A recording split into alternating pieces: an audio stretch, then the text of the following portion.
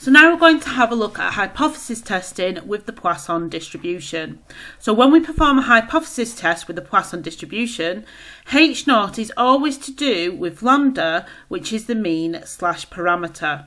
Please note that in the exam, this means that you can also use the mu symbol. However, because we use the mu symbol also in other hypothesis tests, like the normal distribution, which if you do maths A level, you cover that in the second year, we are going to be using lambda, but you would not lose any marks if you were to use the mu symbol instead. Just to show you how you do draw the lambda symbol, I draw it as a flick and then the extra line on the end. It can take a little bit of getting used to drawing them correctly. So that's always going to be equal to the mean or parameter that is given in the question. And our H1 is always going to be the lambda is greater than or less than if it's a one-tailed test and not equal to if it's a two-tailed test, the constant average rate that we are giving in the question. So if you have to change the value of lambda or mu due to looking at a different time interval, and this is very important, so if we're having to change the actual value that we're testing because our time interval has changed, then we use the new lambda or mu in our hypothesis test instead. And that's quite important. We don't change what they have found, we change what we are testing. So if we are given the information that the constant average rate over 2 hours is 30, but then when they've done the experiment over an hour, they found 12, we don't double the 12 to make 24. Instead, we change what the constant average rate was, so that was 30 over 2 hours. And now we're only looking at an hour, so we would half that to mean that our parameter was 15. And that's very important that you are doing that the correct way round. So we always compare the test statistic with the significance level if it's one-tailed and half the significance level if it is two-tailed. And this is the same way as we do in binomial hypothesis testing. So you can start to see quite a few links between these two.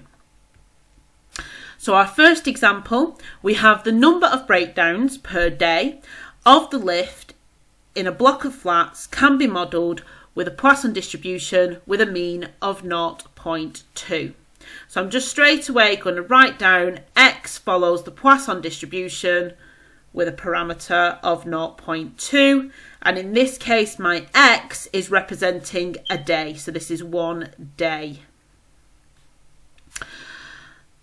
The maintenance contract for the lift is awarded to a new company over the following 30 days. So you can see there that we've got a change in our time interval. The first information that we were given was only for 1 day, and now we're looking at 30 days.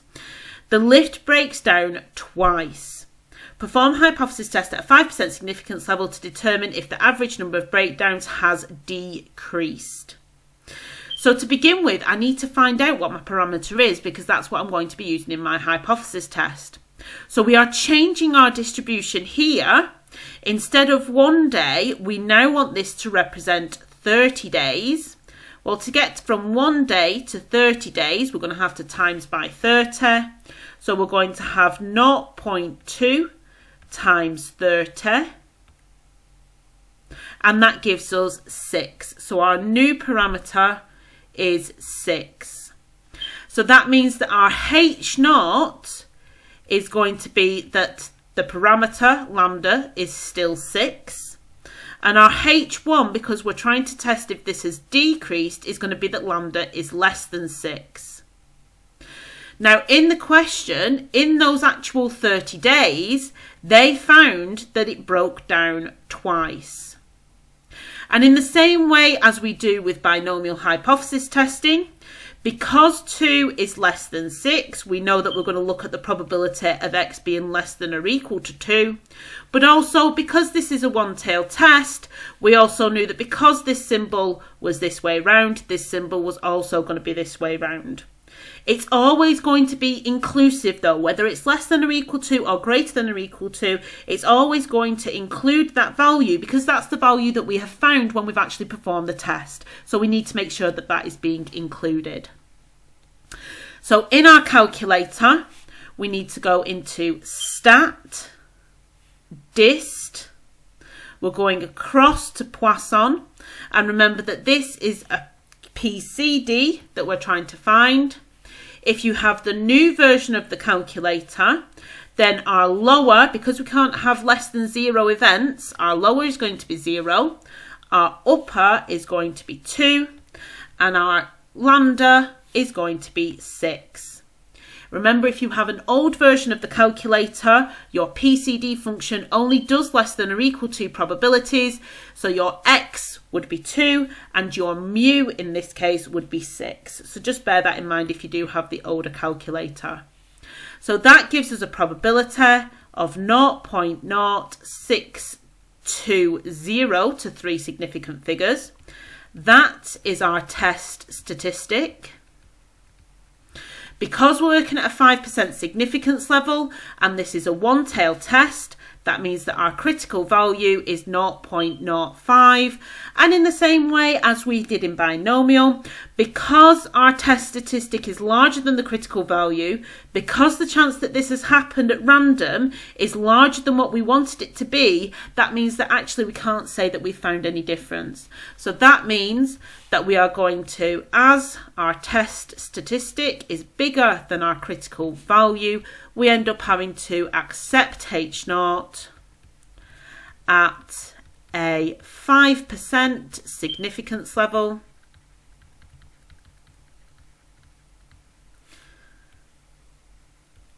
There is insufficient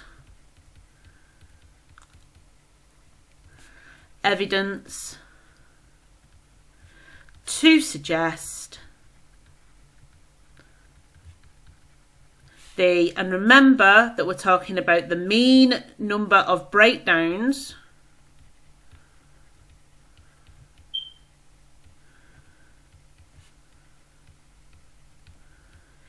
has decreased.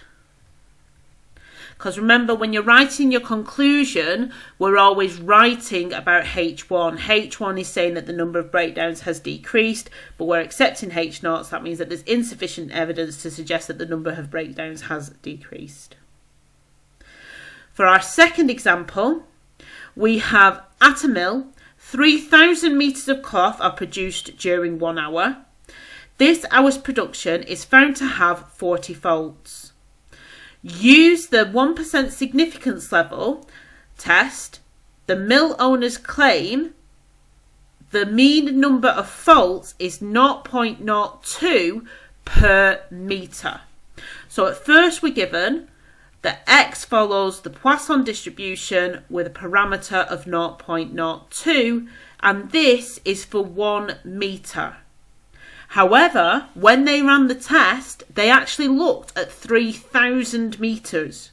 So we need to change this so that we are looking at 3,000 metres instead of just 1 metre. So again, back into the normal part of our calculator, we're doing, to get from 1 metre to 3,000 metres, we're going to have to times by 3,000. So that's 0.02 times 3,000. And that gives us 60. So our new parameter is 60. So our H0 is going to be that the parameter is still 60. But here it says that we're using this to test the mill owners claim that the mean number of faults is 0.02 per metre. So because it either is 0.02 or it's not 0.02, that means it's a two-tailed test. So our H1 is going to be that lambda is not equal to 60. And this is where you do have to think. Remember that 60 is our mean.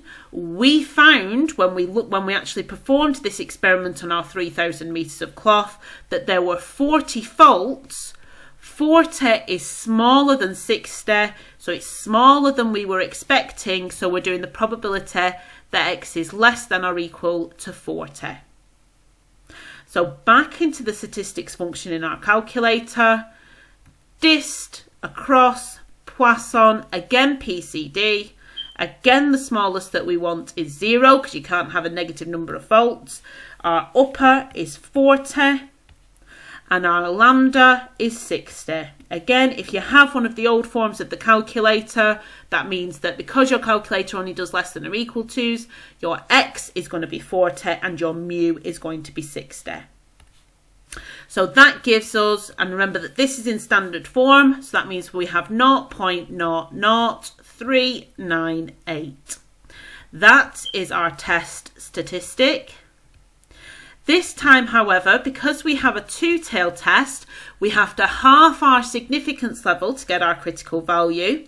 So that's going to be 0.005. And this time, as you can see, our test statistic is smaller than our critical value, which means that we're going to end up rejecting H0. So as the test statistic is smaller than the critical value, we reject H0 at a 1% significance level this time.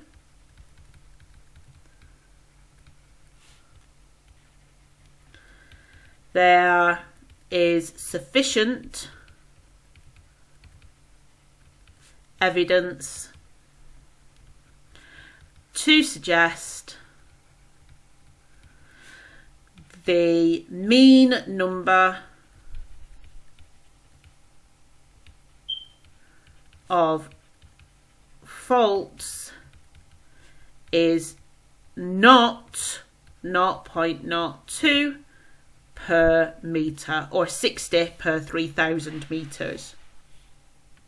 Now, just before you go on to the now you try questions, if we had found, let's say, 70 faults, then because 70 is more than 60, so don't write this down in your notes booklet, this is just me explaining something extra, but if we had 70, because 70 is bigger than 60, that means that we would have to do greater than or equal to 70. And I just wanted to show this because in the new calculator, that would mean that your lower would be 70. And because the Poisson distribution has no upper limit, that means that the upper is going to be 9999999999999. If, however, you have one of the older calculators, remember that because they can only do less than or equal to's, you would have to change this to 1 minus the probability that x is less than or equal to, 69.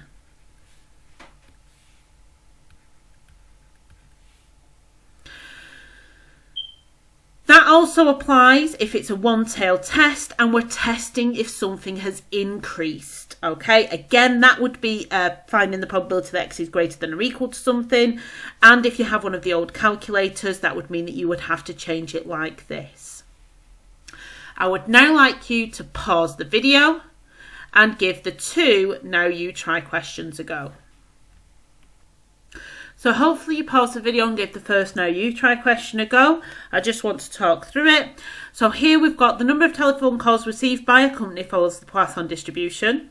Over long experience, it is thought that the mean is 8 calls per hour. So you can see here at the side, I wrote down X squiggle PO 8 for our 8 calls per hour. After a redesign of their website, it is found that they got 14 calls in an hour. So this time, because both of our time frames are looking over an hour, we don't have to change this at all. We're then asked to test at a 5% significance level if this provides sufficient evidence of a change in the mean number of phone calls per hour. So because it says change, that means that this is a two-tailed test. So our H0 is that lambda is 8. Our H1 is that lambda is not equal to 8. Then, because 14 is bigger than 8, this is just as I was talking about before, that means that we're looking at the probability that x is greater than or equal to 14. So if you have one of these new calculators, you can just put 14 in your lower, 999999999 in your upper, 8 in your lambda, and you'll get your probability. If, however, you have one of these old versions of the calculator and it looks like this, you are going to have to change this to 1 minus the probability of x being less than or equal to 13, because this only does less than or equal to's. So if we put 13 in for our x, 8 in for our mu, we end up with 0.965819929. And when we do 1 minus that, we end up with that 0.0342 to 3 significant figures. Remember, before you do your subtraction though, to keep more significant figures so that after you've done your subtraction, you can then round it to 3 significant figures. And that's quite important so that then you don't end up losing marks because you haven't written down enough significant figures in your test statistic, or you've ended up with a rounding error. So then, because it's a two-tailed test, for our critical value, we are going to halve our significance level. So here we had a 5% significance level. We're halving that. That gives us a 0.025 as our critical value. So then, as the test statistic is bigger than our critical value, we end up accepting H0. At 5% significance level, there is insufficient evidence to suggest that the mean number of phone calls per hour is not 8. And just to make sure that we definitely get the marks here, because here we're saying that it's not 8, that means it probably is still 8, which means that there isn't a change. Okay, that's what we're actually looking for. So I've just put a little comment here just saying, therefore, it's probably not changed. So now I'd like you to make sure that you are trying the second now you try question. So hopefully you've paused the video and you've given the now you try question a go. So for question 2, we have in a particular town, rainstorms occur at an average rate of 2 per week and can be modelled using the Poisson distribution. Over a period of 8 weeks, the number of rainstorms recorded is 21. So to begin with, we were given the information for over 1 week, which was 2. We then had to change that for being over 8 weeks, which changed our parameter to 16. Does this provide evidence that the average number of rainstorms per week is increasing in town? So H0, our lambda, is going to be equal to 16. H1, we're testing if it's increased, so we're looking if the lambda is greater than 16. And when we performed this experiment, we found 21. So just as I was talking about in the example, because here our symbol is greater than, this is also going to go the same direction, but we have to include the 21 because we've actually already found that once, so we know that that's going to be included. Or you could think that 21 is bigger than 16, and so it's going to be probability of x being greater than or equal to 21, sorry. That gives us 0.132. Remember, if you have the new calculator, you can just put 21 in your lower, 99999 in your upper, 16 in for your lambda. If you have the older calculator, you're going to have to change this to 1 minus the probability of x being less than or equal to 20. So you'd put 20 in for your x, 16 in for your mean. And then you're going to do 1, take away this number, and that would give us our 0.132 again. This time, however, in the hypothesis testing question, it hasn't given us a significance level to use. If we are not given the significance level, then we have to use 5%. Because it's a one-tailed test, that means that the critical value is going to stay at 5%. So as our test statistic is bigger than the critical value, we're going to accept H0. At 5% significance level, there is insufficient evidence to suggest that the mean number of rainstorms per week has increased. Thank you very much for listening.